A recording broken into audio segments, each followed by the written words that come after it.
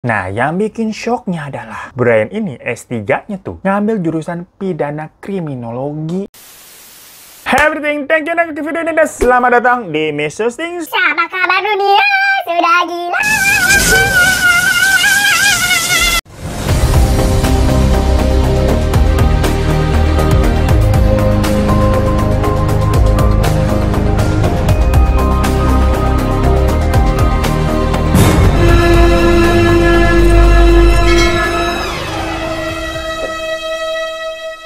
Hai guys, jadi di sini tuh ada sebuah kasus yang sempat viral kemarin di Amerika. Karena itu semacam kasus-kasus kriminal misteri yang kalau di film-film ini korbannya macam anak-anak gaul yang tahu-tahu pada tewas gitu terbunuh. Dimana ini kejadiannya ada di sekitaran negara bagian Washington DC dan negara bagian Idaho ya gengs. Idaho apa Idaho begitu ngomongnya ya. Yang mana sebenarnya bisa dibilang kota-kota di perbatasan dari kedua negara ini, negara bagian tapi ya maksudnya ya, kategorinya tuh aman sebenarnya gengs. Karena kebanyakan sebagian penduduknya adalah pelajar yang macam-macam mahasiswa sama orang-orang perkantoran juga. Jadi jauh dari kata Bronx. Tapi semuanya berubah karena di akhir tahun 2022 kemarin ditemukan 4 mahasiswa yang tewas secara mengenaskan tapi ini misterius gitu gengs. Mereka itu ditemukan di sebuah rumah yang terletak di 1122 King Road, Idaho, Amerika. Nah, memang ini rumahnya semacam disewa sama mereka ya berlima. Karena mereka ini adalah mahasiswa di Universitas Idaho. Jadi semacam sharing house gitulah. Soalnya rumahnya cukup besar, yang terdiri dari 3 lantai. Tapi struktur rumahnya itu jalanannya bisa dibilang unik. Karena berada di semacam tanjakan. Jadi ini bagian depannya di lantai 1. Itu kan ada parkiran mobil nih sama pintu akses buat masuk ke dalam rumah. Nah, tapi di lantai 2, karena jalannya tadi menanjak gitu ya dari ke bawah terus ke atas. Jadi dari lantai 2 ini juga ada tangga di belakangnya tuh. Yang bisa buat masuk akses juga ke rumahnya. Intinya akses masuk ke rumah itu bisa dari lantai 1 sama lantai 2 gengs, karena jalannya tuh menanjak begini. Dan masing-masing lantainya, mau lantai 1, lantai 2, lantai 3 itu ada kamar. Nah tadi kan yang nyewa ada 5 orang nih. Ingetin ya, di lantai 1 itu ditempatin sama Bethany Funk namanya. Terus di lantai 2 ada Sana Kernotle sama Dylan Mortensen. Lanjut lagi di lantai 3 nih, ada Kelly Gonsalves sama Madison Morgan. Pokoknya semuanya nih mereka seumuran gengs. Berkisar antara 20 sampai 21 tahun. Ya satu rumah isinya anak muda semua, gimana sih? Pasti bebas, seru, slow-slow baik, pokoknya YOLO. Karena masing-masing dari mereka ini sering membawa nih teman-temannya buat pada nginep di sana. Sampai juga ngadain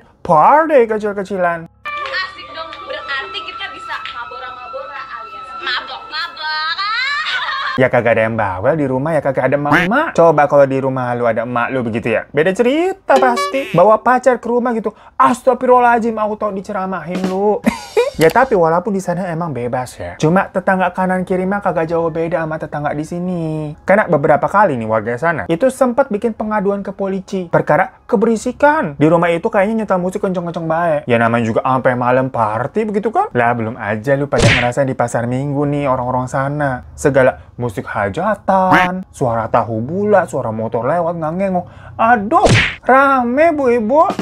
Ya tapi tiap ada laporan begitu, tiap ada aduan ya, polisi sana pasti bakal nyamperin ke rumah itu buat yang negor. Nah cuman pernah nih, sampai waktu itu polisi kan kesana nih ceritanya ada aduan mau negor. Ternyata 5 orang dari penyewa ini semuanya kagak ada di rumah. Melainkan di dalam yang party teman-teman mereka gengs. Lah kan itu berarti rumahnya bebas banget ya. Bahkan saking bebasnya, rumah itu juga sering kagak dikunci gengs. Ya karena tadi misalkan ada temennya mau main, mau party gitu kan, sok mangga udah gunakan aja begitu. Jadi istilah anggap rumah sendiri ini sangat berlaku nih di rumah ini ya.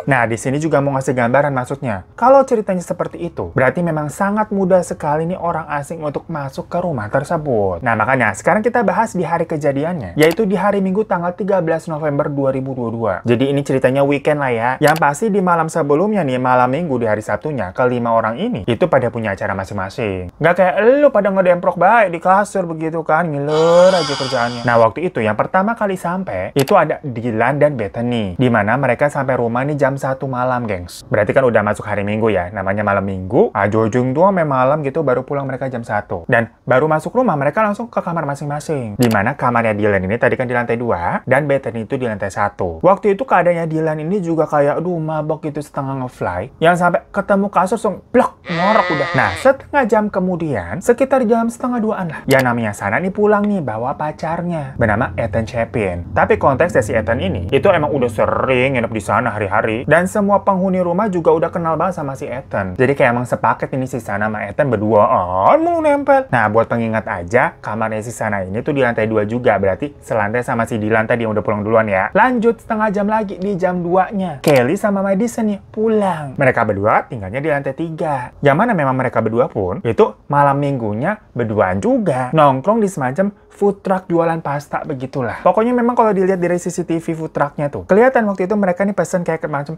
spaghetti carbonara dan menikmati malam minggu mereka. Namun dari CCTV tersebut juga terlihat ada pria asing yang gerak-geriknya nih kayak ngawasin mereka berdua. Mencurigakan kan? Tapi kita simak dulu ya urutan kejadiannya nih. Nah tadi waktu sampai rumah si Kelly sama Madison itu kan walaupun pulangnya terakhir ya jam 2-an, tapi mereka sampai jam setengah 4-an kayak masih melek geng. Nah kan mereka kagak mabok, melainkan makan pasta. Ya masa makan pasta mabok? Soalnya si Madison ini kenapa bisa dibilang sampai melek? Dia itu sempat nelponin mantan pacarnya berkali-kali, tapi memang nggak diangkat sama yang di sana tuh sama mantannya. Ya mungkin mantannya udah tidur kali ya. Cuma yang jadi pertanyaan di part ini, untuk apa si Madison nelponin mantan? Apakah karena kangen gagal move on? Ataukah dia minta pertolongan? Nah di sisi lain si Sana tuh yang di lantai 2 tadi sama pacarnya itu juga belum bobok gengs. Karena dia ini sempat order makanan macam kayak GoFood di sana lah, namanya DoorDash. Dan sambil makan dia juga sempat nge-scroll TikTok sampai jam 4.12 pagi dari historinya. Nah sedangkan Dylan tadi tuh yang mabok itu kan langsung tepar pas sampai kamar. Nah cuma dia mengaku sekitaran jam 4-an dia tuh terbangun karena mendengar ada suara grabak-grubuk gitu. Berisik banget di lantai 3 tuh di atasnya dia. Dylan kan di lantai 2 ya soalnya ya. Dan suara itu tuh disertai lolongan anjing yang memang dipelihara sama Madison tuh di lantai 3. Ya gara-gara suara berisik begitu sampai membuat Dylan yang tadinya mabok kebangun, dia sempat nih keluar kamar gitu kan mau ngecek kayak ada apaan sih di atas? Tapi pas dia baru buka pintu nih, suasana rumahnya kayak didengar-dengar balik lagi sunyi, nggak ada suara apa-apaan lagi. Kayak ya udah nih, hening gitu. Jadi si Dylan yang masih agak-agak bekonde gitu palanya kayak agak kerip-kerip, aduh tuh suara apaan ya? Menganggap tahu-tahu udah nggak ada suara lagi. Oh, tadi gua halu kali ya, begitu gengs. Dia merasa, oh mungkin ini masih agak-agak efek mabok kali. Atau paling-paling anjingnya si Madison aja tuh namanya Marve ribut kali gitu ya. Kan anjing emang suka rusuh ya, gerabak gerubuk. Intinya belum bisa berpikir jernih nih si Dylan nih. Ya udah, habis itu dia balik lagi nih ke kasur dan mau lanjut bobo dong. Nah tapi pintu kamarnya tadi yang sempat dia buka itu belum ditutup rapet. Kayak masih ada kayak kebuka dikit aja gitu lah. Kurang kencang dia nutupnya. Sementara si Dylan udah di kasur, itu terlalu mager kalau buat disuruh turun lagi nutup pintu. Ah males ah. Ya orang modelan begini nih, yang suka bikin AC rumah jebol. Tunggakan listriknya jadi mahal gitu kan, anginnya kemana-mana. Kalau ketahuan emak gua tuh, pasti diceramahin tuh. Baru krep-krep gitu kayak mau lanjut bobo, samar-samar si Dylan nih kayak mendengar suara-suara yang dia yakin itu kayaknya suaranya tuh suaranya si Sana deh. Gimana si Sana nih ngomong? Apakah ada seseorang? Terus kayak ada suara orang yang ngejawab, nggak apa-apa, tenang aja. Aku di sini mau bantu kamu. Nah di situ si Dylan nggak mikir aneh-aneh. Walaupun dia tidak mengenali suara yang kedua tadi, tapi dikiranya itu mungkin temen dari salah satu penghuni di situ lah. Balik lagi, kan tadi rumahnya bebas bener. Macam rumahnya Raffi Ahmad no. Semuanya masuk begitu kan main ke sana. Sampai ke kamar utama kayak gak ada privasinya. Lah orang kaya emang begitu kali ya. Saking humble-nya begitu beda ya. Tapi nggak lama, si Dylan kayak denger lagi kayak ada suara-suara orang menangis merintih gitu gengs. Yang kalau di teman cerita denger begitu mah fix setan ya. Makanya si Dylan ini kayak, itu siapa tuh yang menangis begitu tuh? Dikiranya si Sana nih lagi nangis kali abis berantem sama pacarnya si Ethan. Karena kan yang sama-sama di lantai 2 si Sana ya. Nah pas si Dylan ini rencananya mau ngecek ke kamarnya Sana nih maksudnya. Belum sampai ke pintu kamarnya Sana, belum. Baru nih bangun dari kasur, terus jalan kayak mau buka pintu kamarnya sendiri. Kan tadi posisi pintunya emang agak setengah kebuka tuh karena dia malas nutup. Tahu-tahu dia melihat ada orang asing lewat. Cuma kan itu posisinya gelap ya. Si Dylan ini juga nggak terlalu jelas ngeliatnya karena kan pintunya posisi kebukanya juga dikit. Nggak ngablak begitu nggak. Dan orang itu kayak set gitu jalan. Ditambah si orang ini pakai baju serba hitam, terus mukanya ditutup juga pakai masker yang kelihatan cuman matanya doang begini gengs. Macam cosplay orang maling banget begitulah. Dan sepertinya dari sisi orang itu, dia nggak ngeh kalau ada Dylan nih di kamar yang ngeliat dia. Ya si Dylan ngeliat ada orang gitu kan pakai baju kayak maling. Mencurigakan banget gitu, langsung kayak nge-freeze kaget kayak, siapa tuh? Pokoknya Dylan inget banget orangnya itu tinggi, badannya gede, tapi bukan gede yang kurus ataupun gendut ya, kayak proporsional gitu lah. Dan alisnya tebel karena kan yang kelihatan cuma lingkar matanya segini doang doang ya. Ya cuma dengan informasi yang segitu doang agak sulit diidentifikasi juga ya. Mengingat ciri-cirinya terlalu general kalau dibilangnya begitu. Nah setelah tadi orangnya udah lewat nih, gak lama kedengeran suara pintu yang di lantai 2 yang menuju akses keluar masuk itu kebuka. Yang menandakan memang sepertinya orang tadi tuh udah keluar tuh lewat situ. Kan pintu aksesnya bisa di lantai 2 dan lantai 1 juga ya. Nah saat itu si Dylan otaknya agak ngeheng nih karena saking takut dan kagetnya juga. Dia kira itu antara maling atau memang temen dari salah satu penghuni yang ya nggak tahu berpakaian aneh aja kali lagi pesta kostum apa gimana. Jadilah Dylan cuman ngunci pintu kamarnya dan stay aja di kamar lanjut tidur. Besokannya pas bangun ternyata udah ada 4 orang dari penghuni rumah tersebut yang tewas. Yaitu Kelly dan Madison di lantai 3 sama Sana dan pacarnya Ethan di lantai 2. Jadi yang selamat hanya si Dylan yang sama-sama di lantai 2 juga sama Bethany yang ada di bawah tuh di lantai 1. Ya memang Ethan jatuhnya bukan penghuni situ ya, karena kan dia nih pacarnya Sana yang lagi main ke situ, tapi karena sekamar jadi korban juga. Nah tapi anehnya si Dylan dan Bethany itu baru sekitar jam setengah 12 siang nelfon 911, nelfon polisi. Nangis-nangis nih melaporkan teman-temannya udah dalam keadaan yang sangat mengenaskan. Maksudnya kok jedanya lama banget gitu ya, setengah 12 siang. Makanya di part ini tuh baik bertanya-tanya, kenapa mereka nelfonnya sesiang itu sih? Apakah baru bangun? Atau kayak gimana? Jadi maksudnya ada kejanggalan dan suspicious gitu lagi. Yang jelas pas polisi sampai ke TKP nih, rumahnya itu juga rame. Dikelilingi sama warga-warga sekitar. Dan begitu polisi masuk ke rumah, langsung kecium bau darah di mana-mana. Karena terjadiannya ini brutal banget. Bahkan tuh darahnya sampai rembes ke bagian dinding luar rumah di tiap kamar. Saking banyaknya begitu, gengs. Nah, melihat kondisi dari masing-masing korban, polisi menduga kalau Kylie, Madison, dan Ethan itu dihabisi waktu mereka lagi tertidur. Sementara si Sana itu terbangun atau memang sempat sadar karena terlihat melakukan perlawanan dari bekas-bekas lukanya. Selain itu, dari banyaknya darah yang berceceran dan sampai ngerembes kemana-mana. Masing-masing tiap korban hampir sama ya, gengs ya. Awalnya polisi menduga kalau motif dari pelaku ini adalah dendam. Karena di TKP pun tidak ada yang namanya barang hilang. Masalahnya misalkan kalau pelakunya ini memang adalah maling, terus dia ke gap, logikanya dia nggak akan nusuk sampai berkali-kali. Ya paling mentok sekali tusuk, terus kabur, lari lah, ketakutan lah, takut ketahuan. Tapi kan enggak, ini ternyata sampai 3 orang, berarti ke kamar 1, ke kamar 2, terus ke kamar yang bawah. Nah kebetulan memang di TKP pun itu ditemukan sebuah sarung atau bungkus case pisau gitu loh, yang kayak seret gitu. Tapi ini bungkusnya doang nih. Dengan di situ ada DNA yang tidak dikenali. Maksudnya ini DNA bukan milik salah satu dari kelima penghuni dari rumah tersebut. Ataupun misalkan Ethan pacarnya Sena juga bukan tuh. Makanya kemungkinan besar DNA itu adalah DNA dari si pelaku. Selama berminggu-minggu, polisi terus melakukan investigasi. Nanyain ini kesaksian para warga, nanyain juga teman-teman para korban, tokoh-tokoh dekat yang ada di situ, yang mungkin ngejual nggak nih pisau dengan casing kayak begini nih. Termasuk ngecek juga pastinya CCTV di sekitaran TKP kejadian. Nah, dari situ pun polisi menemukan sebuah kejanggalan. Yaitu dari jam 3 sampai jam 5 pagi, ada sebuah mobil Hyundai Elantra berwarna putih, gengs, yang terlihat ngiter-ngiter di sekitar situ. By the way, ngomongnya bener Hyundai ya, bukan Hyundai begitu. Kalau Hyundai jadi mau di Hyundai.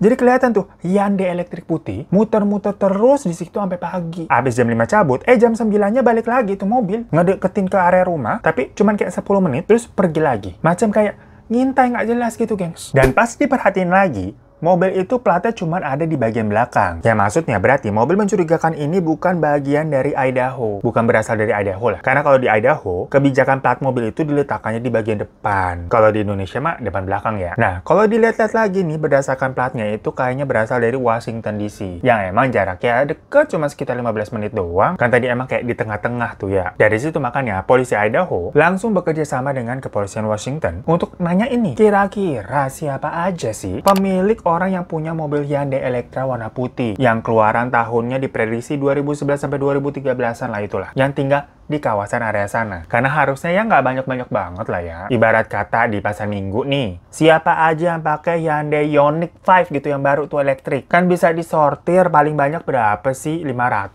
mungkin. Masih bisa kali tuh di tracking satu-satu. Lain halnya kalau ditanya siapa yang punya Xenia, ya udah wassalam, kicep itu trackingnya mumet banyak banget. Karena bener aja waktu di tracking langsung cepet ketahuan di mana mobil itu ternyata milik seorang pria bernama Brian Koberger yang berusia 28 tahun. Dia itu merupakan murid S3 yang merangkap sebagai asisten dosen di Universitas Washington. Nah, yang bikin shocknya adalah Brian ini S3-nya tuh ngambil jurusan pidana kriminologi. Ya namanya begitu kan pasti ngebahasnya apa tuh? Macam kasus-kasus kriminal yang udah jadi makanan sehari-hari pasti. Kok ya, ini tuh kebetulan banget begitu kan? Something fishy. Makanya Brian dari situ dibuntutin nih sama polisi, ini diikutin. Polisi juga sempat tuh ngelacak sinyal HP-nya Brian untuk tahu kemana aja nih dia pergi selama 6 bulan terakhir. Ternyata diketahui kalau si Brian emang udah sering mondar-mandir di sekitaran TKP tuh di rumahnya yang di Idaho tadi tuh 5 orang. Ada kali 10 kali dari bulan Agustus. Nah kan? Aneh banget, something fishy lagi. Diketahui juga beberapa hari sebelum kejadian, Brian ini sempat pulang ke rumah orang tuanya di Pennsylvania. Yang akhirnya polisi ini sampai harus kayak diem-diem tuh ngubuk-ngubuk tempat sampah di rumah orang tuanya Brian tadi tuh untuk ngambil sampel-sampel DNA dari sampah-sampah yang mereka buang. Sungguh polisi di luar negeri, effort kalian luar biasa. Mau gitu yang ngubuk-ngubuk sampah begitu. Dan dari hasil tes DNA-nya, ditemukan kecocokan 99,98%. Di mana DNA-nya tuh ya mirip dengan DNA tadi tuh yang ditemukan di sarung case pisau yang ada di TKP. Maka dari itu, Brian pun langsung ditangkap. Tepatnya berarti ini tuh 6 minggu setelah kejadian, yaitu tanggal 30 Desember 2022. Di rumah orang tuanya tadi tuh di Pennsylvania. Awalnya sih Brian sangat menyangkal kalau dia terkait dengan pembunuhan 4 orang tadi. Tapi setelah dijabarkan nih temuannya apa yang dimiliki oleh polisi, Brian pun terdiam. Nah, sekarang kita lihat profil dan kira-kira apa sih motif dari si Brian ini? Jadi, Brian ini tuh lahir pada 21 November 1994 dari pasangan Michael Kohberger Jr. dan istrinya Mary Ann Kohberger di Albertsville, Pennsylvania, Amerika Serikat. Buset, dia susah bener ya nama-nama bule. Dia juga punya 2 orang kakak perempuan bernama Amanda Kohberger dan Melissa Kohberger. Dan selama SMA, Brian ini katanya sempat menjadi korban perundungan. Sampai dia stres dan pakai heroin, obat-obatan tuh. Bukan herosin ya, herosin mah bener gatel. Tapi waktu masuk kuliah katanya mah dia udah berhenti, udah tobat, karena dia mau serius nih untuk mengenyam pendidikan S1 dan S2-nya di bidang psikologi di Universitas De Sales di Center Valley, Pennsylvania. Habis itu lanjut lagi nih ke S3, yang tadi juga jadi asdos kan sekalian, di jurusan kriminologi di Universitas Washington. Jadi ini padahal orangnya terkesan education minded banget ya. Nah, menurut dosennya aja, si Brian ini termasuk kategori anak yang pintar, yang melebihi atau lebih pintar lah dibandingkan anak-anak lainnya. Cuma kalau kata mahasiswa yang seangkatan sama dia, iya sih bener ya pintar, tapi orangnya agak sombong dan kaku banget. Kayak pintar di akademis aja, tapi di sosialnya kurang. Soalnya sering nih, nggak ada angin, nggak ada hujan. Dia sering ngajak debat orang-orang. Maksudnya bukan debat lagi pelajaran begitu ya, tanya jawab, enggak. Semua hal gitu didebatin sama dia. Kayak ribet bener hidup lu. Sementara para mahasiswa yang kedapatan diajar sama dia kan, soalnya tadi dia asdos ya, asisten dosen. Pada bilang itu Pak Brian pelit banget kalau ngasih nilai. Dan pas heboh ada kejadian pembunuhan di Idaho tadi, di sini konteksnya Brian belum terungkap ya pelakunya ya. Dia kan masih ngajar tuh, masih masuk. Ya secara itu juga kan jurusan kriminologi, kasusnya juga deket tuh di Idaho, cuma 15 menit dari kampus. Jadinya memang kasus tersebut tuh dibahas menjadi materi pembelajaran. Tapi katanya pada saat itu si Brian mendadak kok dilihat-lihat lebih diem aja. Padahal kan biasanya apa-apa juga didebatin sama dia. Kok tau-tau ini kayak orang diem terus kayak nggak konsen begitu, gengs. Namun misterinya sampai saat ini polisi belum bisa benar-benar mengungkap motif utama dari Brian tuh apa sih sebenarnya. Karena Brian ini tuh bener-bener nggak ada hubungan apapun loh ternyata dengan masing-masing orang yang ada di rumah tersebut, totally strangers. Ya walaupun hal ini masih didalami lagi ya, tapi menurut pengakuan-pengakuan orang-orang yang diinterogasi nih, walaupun dibilang tadi kan, oh rumah itu tuh bebas, sering diadakan party, tapi si Brian ini tuh nggak ada benang merahnya sama sekali dengan kelima orang tersebut. Kayak temennya temen si A atau kenalannya si B begitu, nggak ada. Jadilah muncul banyak konspirasi. Yang timbul ada yang bilang nih kalau si Brian emang kayaknya udah naksir sama si Kelly dan suka nge-stalkerin medianya pakai fake account. Ada juga yang bilang si Brian tuh ngebatnya sama Madison kali. Soalnya kan Madison ini kebetulan kerja di rumah makan vegan. Yang ternyata si Brian ini memang seorang vegan juga. Jadi kayak ada kecocokan. Masalahnya si Kelly sama Madison itu kan tadi kamarnya di lantai 3 tuh. Berarti kemungkinan besar Brian emang udah tahu dong kalau ngincar mereka berdua. Soalnya kalau nggak tahu nih, belum nge-stalkerin, kan dia bisa aja nyasar ke lantai 1, ke lantai 2, ke lantai siapa begitu kan. Ini nggak, langsung ke lantai 3 dulu,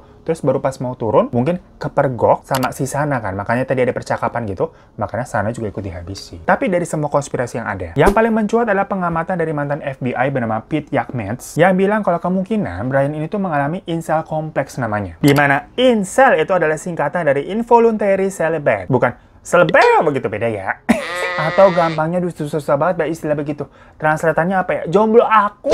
Yang umumnya memang hal tersebut tuh terjadi sama pria-pria yang sulit PDKT sama cewek. Karena ya mereka nggak bisa PDKT dengan cewek dengan baik, hal itu membuat perasaan mereka jadi buruk. Mental jadi nggak stabil, rendah diri, dan merasa kesepian. Dan ternyata memang pada beberapa kasus pria yang memiliki tadi tuh incel kompleks tadi, mereka ini dapat melakukan tindak kekerasan. Yang kebanyakan ya korbannya wanita-wanita juga. No, jadi buat para pria, jangan kelamaan jomblo lu ya, lu.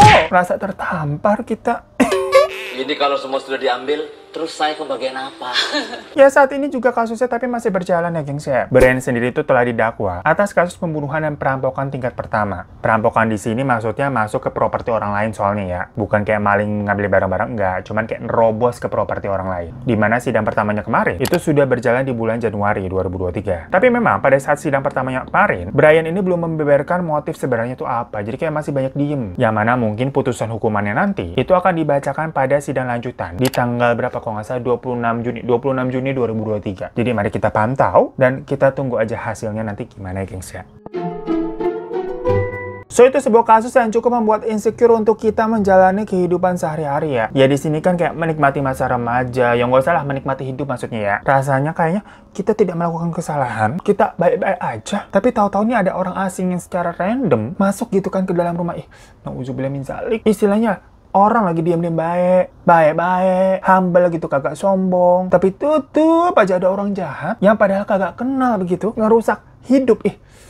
Kan kesel ya. Bener-bener manusia lebih serem daripada hantu. Lah hantu jelas. Misalkan mereka ngeganggu perkara mungkin hidupnya juga keganggu sama manusia. Manusianya kagak sopan atau gimana kan. Ataupun ya udah, tujuan setan juga udah ditahu tuh. Kan katanya memang untuk mengganggu umat manusia. Lah ini umat manusia gangguin atau jahatin orang perkara tujuannya apaan sih? Kan kagak jelas. Ya udahlah ya gengs ya. Bismillah aja kita menjalani hidup. Habisnya kita juga habis sebel nih, empet gitu kena tipu kemarin. Mesen dipan kasur begitu ya. Ceritanya biar tidurnya kagak lesehan, biar kagak masuk angin mulu gitu kan, deket sama lantai. Katanya jadinya 14 hari paling lama begitu. Udah 2 bulan dari awal tahun tuh di Januari sampai sekarang kagak jadi.